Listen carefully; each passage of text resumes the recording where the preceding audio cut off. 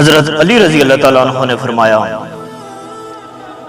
اللہ کے نزدیک کسی انسان کی عزت جتنی زیادہ ہوتی جاتی ہے، اس کا امتحان بھی اس قدر سخت ہوتا چلا جاتا ہے۔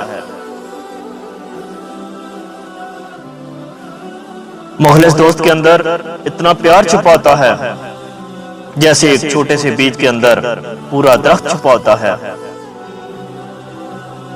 جو بہت اچھا لگے اسے بہت کم ملا کرو، جو انتہا سے زیادہ اچھا لگے اسے صرف دیکھا کرو، اور جو دل میں سما جائے اسے صرف یاد کیا کرو، کیونکہ جو آپ کے جتنا قریب ہوتا ہے دنیا اسے اتنا ہی دور کر دیتی ہے۔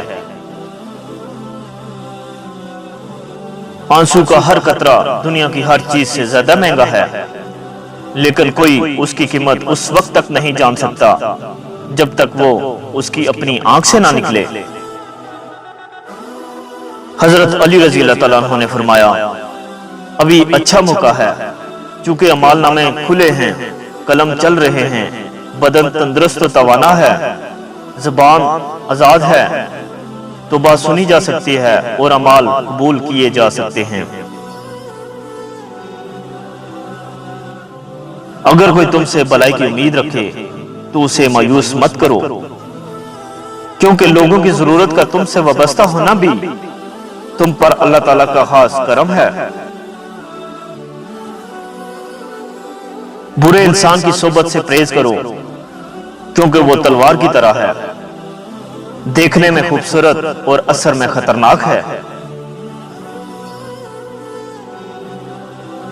تنگ دستی میں سخاوت کرنا، غصے میں سچ بولنا اور طاقت کے ہوتے ہوئے معاف کرنا، یہ افضل ترین نیکیوں میں سے ہے۔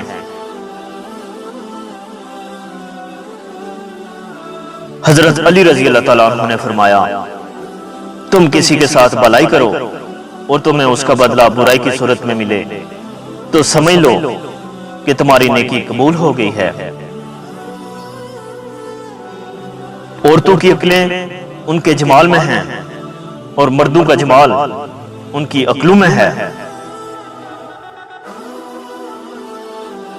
کسی کو اس کی ذات اور لباس کی وجہ سے حقیر نہ جانو، کیونکہ تمہیں دینے والا اور اسے دینے والا ایک ہی اللہ تعالیٰ ہے، اور اسے عطا بھی کر سکتا ہے اور آپ سے لے بھی سکتا ہے۔